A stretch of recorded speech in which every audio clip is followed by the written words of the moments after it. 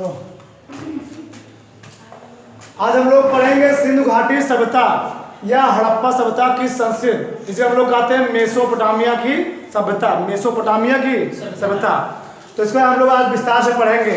कौन सी सभ्यता कहाँ पर खोजी गई, किस इतिहासकार द्वारा खोजी गई, उसके बारे में क्या क्या महत्वपूर्ण प्राप्तियां थी, ठीक, और उसका क्षेत्र क्या था, क्या उसका क्षेत्र था, किस नदी किनारे विकसित हुई थी, सब के बारे में विस्तार से पढ़ेंगे।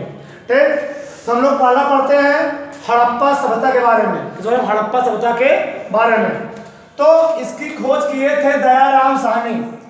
हड़प्पा सभ्यता की खोज पूछा जाता है कि हड़प्पा सभ्यता की खोज किसने किया था, तो दयाराम साहनी ने सन 1921 में।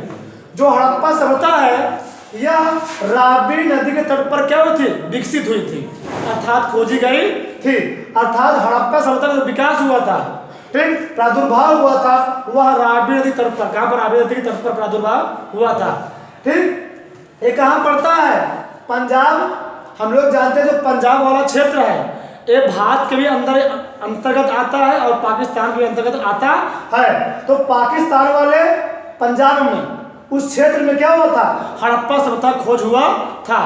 तो हड़प्पा सभ्यता पूछा जाता है कि हड़प्पा सभ्यता से क्या क्या महत्वपूर्ण वस्तुएं प्राप्त हुई थी, क्या क्या हमको महत्वपूर्ण वस्तुएं प्राप्त हुई थी। तो पहला उसमें क्या हुआ था, नटराज की मूर्ति, नटराज की मूर्ति और यज्ञ समाधि प्राप्त हुई थी। अर्थात जो हड़प्पा सभ्यता के लोग थे अपने शवों को यज्ञ, क्या होता था, यज्ञ आकार की समाधि बनाते थे, लकड़ी का यज्ञ आकार की समाधि में, चबूतरे में क्या उसमें बना के उसको दफना देते थे हड़प्पा सभ्यता के लोग। ठीक, आगे विदेशी महिला का साक्ष्य मिला है। पूछा जाता है कि किस सभ्यता से विदेशी महिला का साक्ष्य मिला है। ठीक, तो विदेशी महिला का साक्ष्य किससे मिला है, हड़प्पा सभ्यता से मिला है। आगे विशाल स्नानागार, विशाल स्नानागार साक्ष्य किस सभ्यता से मिला है, हड़प्पा सभ्यता से ही मिला है। आगे तांबे की इक्का गाड़ी, तांबे की इक्का गाड़ी का प्रयोग किस सभ्यता से मिला है, हड़प्पा सभ्यता से। जो हड़प्पा सभ्यता के लोग थे ये पूछा था किस देवता की पूजा करते थे, तो पशुपति, किसकी करते थे, पशुपति की। हड़प्पा सभ्यता के लोगों का जो प्रिय देवता कौन थे, पशुपति थे।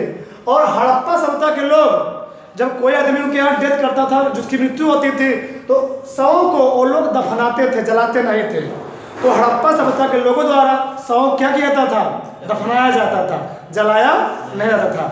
आगे हम लोग पढ़ेंगे मोहनजोदड़ो। क्या पढ़ेंगे, मोहनजोदड़ो। तो इसकी खोज किसने किया था, राखाल दास बनर्जी जी ने, राखाल दास बनर्जी ने। कब किए थे, 1922 में, 1922 में। इसकी खोज कहाँ की गई थी, सिंधु नदी के तट पर। कहां पर, सिंधु नदी के तट पर की गई थी। ये भारत का क्या अंतिम छोर है, वो पश्चिमी तट पर है, कहां पर, सिंधु नदी, वहीं पर क्या खोजी गई थी, मोहनजोदड़ो। क्या खोजा गया था, मोहनजोदड़ो खोजा गया था। अर्थात सिंध वाले क्षेत्र में, पाकिस्तान वाले क्षेत्र में इसकी खोज हुई थी। तो पूछा जाता है कि मोहनजोदड़ो से, इस सभ्यता से क्या क्या प्राप्ति होती, क्या क्या वस्तुएं आपकी मिलती है। तो पहला क्या, नर्तकी की कांस्य मूर्ति, अर्थात क्या नाचती हुई नर्तकी कांस्य मूर्ति प्राप्त हुई है। कहां से मिली है, मोहनजोदड़ो से। आगे सबसे बड़ा इमारत, या हम लोग इस कहते हैं सबसे बड़ा विशाल स्नानागार। पूछा गया है कि किस सभ्यता से सबसे बड़ा इस स्नानागार की प्राप्ति कहां से, मोहनजोदड़ो से। तो मोहनजोदड़ो से सबसे बड़ा इमारत की प्राप्ति हुई है, खोज हुई है। ठीक, आगे शवों को ये लोग जलाते थे, जो मोहनजोदड़ो के लोग थे। ठीक, ये लोग शवों को दफनाते नहीं थे बल्कि शवों को जलाते थे। ठीक, और 3 मुख वाले देवता, जिस प्रकार से हड़प्पा सभ्यता के लोग पशुपति की पूजा करते थे, उसी प्रकार से मोहनजोदड़ो के लोग भी पशुपति देवता की पूजा करते थे। 3 मुख वाले देवता पशुपति करते थे, पूजा करते थे। आगे हम लोग पढ़ेंगे लोथल। तो लोथल क्या थे, बंदरगाह था। क्या था, बंदरगाह। बंदरगाह मतलब क्या, जहां से अपने पड़ोसी देश या पड़ोसी राज्य से क्या होते थे, आयात या निर्यात किए जाते थे। अर्थात वस्तुओं को लाया जाता है, वस्तुओं को ले जाया जाता है, उसे हम लोग क्या कहते हैं, बंदरगाह। तो लोथल खोज किसने किया था, एस.आर. राव ने। एस.आर. राव ने कब किए थे, 1957 में। 1957 में। और किस तट पर इसकी खोज हुई थी, भांगवा नदी के तट पर, भोंगवा नदी तट पर, किस पर? भोंगवा नदी के तट पर। ठीक, ये कहाँ पड़ता है? गुजरात में पड़ता है। कहाँ पड़ता है? गुजरात में, अर्थात अपने देश में पड़ता है, भारत में पड़ता है। ठीक, तो इस सभ्यता से, लोथल की सभ्यता से क्या क्या हमको प्राप्त हुई थी? तो लकड़ी का अन्नागार प्राप्त हुआ था, अर्थात जो लोथल के लोग थे वो अनाज को पैदावार करते थे और अनाजों को लकड़ी के, उस लकड़ी का बनाते थे, क्या घर बनाते थे, उसमें अपने अनाज को रखते थे। कौन? लोथल के लोग। तो लोथल के लोग अपने अनाज को लकड़ी रखते थे, बनाते थे, चबूतरा रखते थे। और हाथी का दांत प्राप्त हुआ। क्या प्राप्त हुआ है? हाथी का दांत। आगे चालाक लोमड़ी का साक्ष्य मिला। पूछा गया है कि भागती हुई चालाक लोमड़ी का साक्ष्य किस सभ्यता से प्राप्त हुआ है? लोथल से। क्या? लोथल से। ठीक, आगे सबसे बड़ा बंदरगाह पूछा गया है, किस सभ्यता से सबसे बड़ा बंदरगाह की प्राप्ति हुई है? साक्ष्य मिला है। कहां से? लोथल से। ठीक, आगे देखो, ये जो सभ्यताएं हैं, हम लोग यहाँ पर रहे नदी तट, जहां जिस शहर में, जिस क्षेत्र में, जिस राज्य में जहां पर नदियां होती थी, वहीं पर लोग बस जाते थे, वहीं पर लोग बस जाते थे। और बस करके, क्यों? नदियों किनारों को क्या मिल जाता था? भोजन की प्राप्ति रहती थी, जल की प्राप्ति रहती थी। इसीलिए जो सभ्यताएं विकसित हुई हैं, सब के सब नदी के तट पर विकसित हुई हैं। ठीक ना? एक आगे हम लोग पढ़ेंगे धौलावीरा। क्या पढ़ेंगे? धौलावीरा। तो धौलावीरा खोज किसने किया था? एस आर राव ने। तो एस आर राव ने 2 खोज किए, लोथल की खोज एस आर राव ने और धौलावीरा की खोज किसने किया? एस आर राव ने। कब किए थे? 1967 में। ठीक, और कहां पर है? कच्छ का रण। कहां पर? कच्छ के रण पर इस खोज की, इस सभ्यता खोज हुई थी। ठीक, कहां पर है? गुजरात। जो कच्छ का क्षेत्र पड़ता है, एक गुजरात वाले तट पर पड़ता है। कहां पर? गुजरात वाले। ठीक ठीक, वहां पड़ता है। कौन? कच्छ का रण। तो जो धौलावीरा है, पूछा जाता है यहां से किस चीज की प्राप्ति हुई है? तो 10 अक्षरों की सबसे बड़ी लिपि। पूछा जाता है कि 10 अक्षरों की सबसे बड़ी लिपि किस सभ्यता से प्राप्त हुई है? तो कहां से? धौलावीरा से। 10 लिपि क्या होती थी? हम लोग जानते हैं लिपियां कई प्रकार की होती है, खरोष्टी लिपि, अरमाइक लिपि, बहुत सारी लिपियां होती हैं। तो लिपि मतलब लिखने की कला। लिपि मतलब क्या होती है? लिखने की कला हम लोग क्या कहते हैं? लिपि कहते हैं। तो बहुत सारी लिपियां होती हैं। तो 10 अक्षरों की सबसे बड़ी लिपि कहां से पाई गई है? धौलावीरा से। कहां से? धौलावीरा से पाई गई है।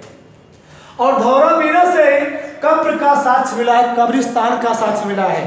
ठीक, ये लोग अपने शव को क्या करते थे? दफनाते थे। यहाँ से क्या मिला? कब्रिस्तान का भी साक्ष्य मिला है। और धौलावीरा के लोग, ये लोग मातृ देवी की पूजा करते थे, मातृ देवी की पूजा करते थे। आगे हम लोग पढ़ेंगे चाहुंदड़ो। क्या पढ़ेंगे? चाहुंदड़ो। तो चाहुंदड़ो खोजकर्ता कौन थे? नॉर्मन ब्राउन और मजूमदार। कौन थे? नॉर्मन ब्राउन और मजूमदार थे। ठीक, कब खोज हुई थी इसकी? 1931 में इन लोगों ने खोज किया। किसकी? चाहुंदड़ो की।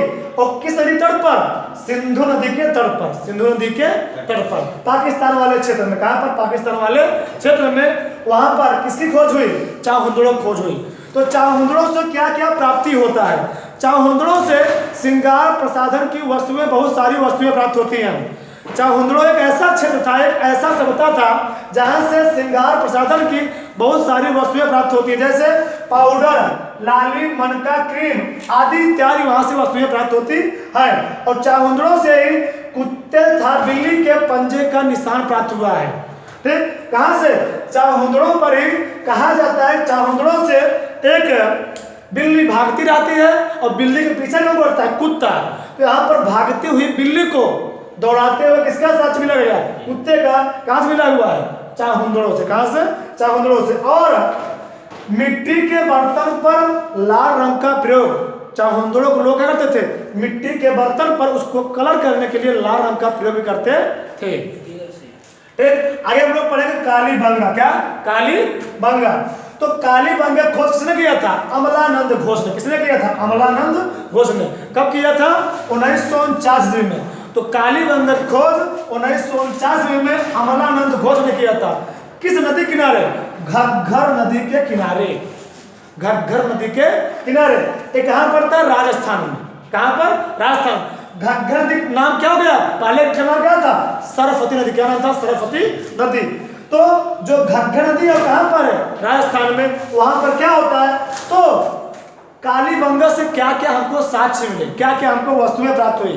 ठीक, पहले यहाँ पर कालीबंगा के लोग यहाँ से शैल चिकित्सक क्या मिलता है, साक्ष्य मिलता है। कहाँ से, कालीबंगा से शैल चिकित्सा का साक्ष्य मिलता है। और यहाँ पर लकवाग्रस्त शिशु का क्या मिलता है, साक्ष्य मिलता है। कहाँ से, कालीबंगा से। लकवाग्रस्त शिशु का भी क्या मिलता है, यहाँ से साक्ष्य मिलता है। कहाँ से, कालीबंगा से। और क्या मिलता है, कच्ची ईंट का चबूतरा है मिलता है। ये लोग कालीबंगा के लोग कच्ची ईंटों को क्या बनाते थे, चबूतरा बनाते थे। कच्ची बनाते थे, चबूतरा बनाते थे। और नक्काशीदार ईंटें का साक्ष्य मिला है। और अग्नि कुंड का भी साक्ष्य मिला है। कहां से, कालीबंगा से। ये लोग क्या पूजा वूजा करते थे, तो वहां से क्या मिला है, अग्नि कुंड का भी साक्ष्य मिला है। कहां से मिला है, कालीबंगा से। अगर हम लोग पढ़ेंगे बनावली, क्या पढ़ेंगे, बनावली। तो बनावली खोज किसने किया था, दीक्षित व लाल। ठीक, किस सन में किए थे, 1975 में, 1975 में। किस नदी किनारे, रंगोई नदी के किनारे। कहां पड़ता है, हरियाणा में।